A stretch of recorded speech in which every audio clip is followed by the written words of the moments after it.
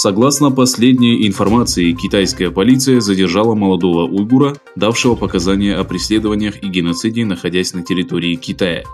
Мурадил Хасан из района Онсу провинции Аксу, который последние несколько лет жил во внутреннем Китае, в начале сентября рассказал о беззакониях Коммунистической партии Китая через уйгурских активистов, живущих за границей.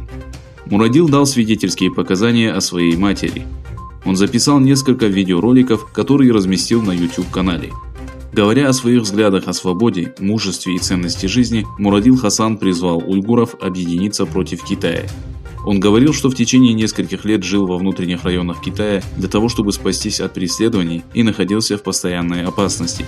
Видео молодого человека вызвали широкий резонанс среди уйгурской диаспоры. Некоторые хвалили его за храбрость, а некоторые утверждали, что это невозможно, так как Китай является высокотехнологичным полицейским государством, где запрещены социальные сети и средства коммуникации с внешним миром.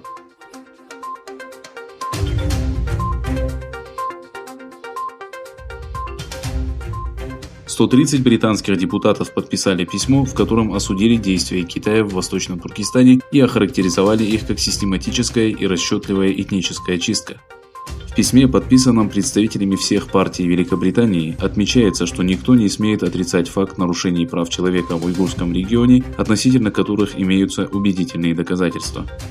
Будучи парламентариями Соединенного Королевства, мы осуждаем этот произвол и призываем Китай немедленно прекратить его», – заявили депутаты.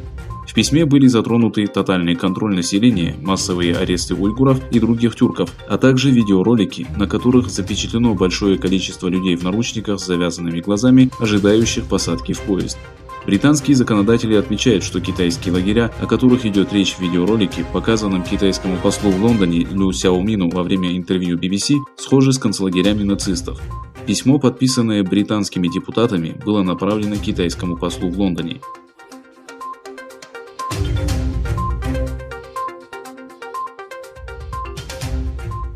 Администрация Белого дома решила отозвать визы китайских студентов и исследователей, которые окончили американские университеты. Министерство внутренней безопасности США сообщило, что решение было принято для предотвращения кражи конфиденциальной исследовательской информации. Заместитель министра внутренней безопасности Чад Вольф обвинил Китай в краже информации об исследованиях коронавируса и злоупотреблении американскими университетами при помощи студенческих виз. Вольф отметил, что причиной такого решения послужила связь студентов с китайскими военными. «Мы также не допустим попадания на наши рынки продукции, произведенной трудовыми узниками», – подчеркнул Вольф и призвал Китай уважать человеческое достоинство. Китай столкнулся с критикой из-за жестокой политики, включая трудовых лагерей, в которых содержатся миллионы уйгуров и других тюрков.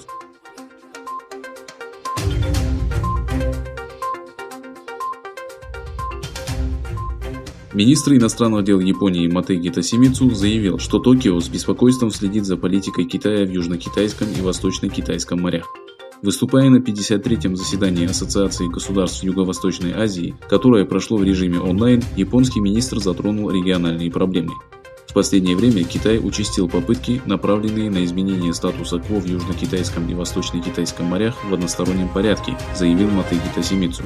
Подчеркнув, что Япония также следит за ситуацией в Гонконге, он заявил, что стабильность и демократия должны развиваться в рамках принципа «одна страна, две системы».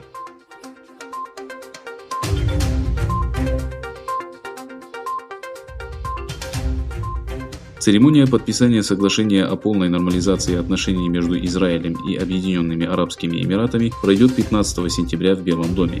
Об этом сообщил высокопоставленный представитель американской администрации, пожелавший остаться неназванным.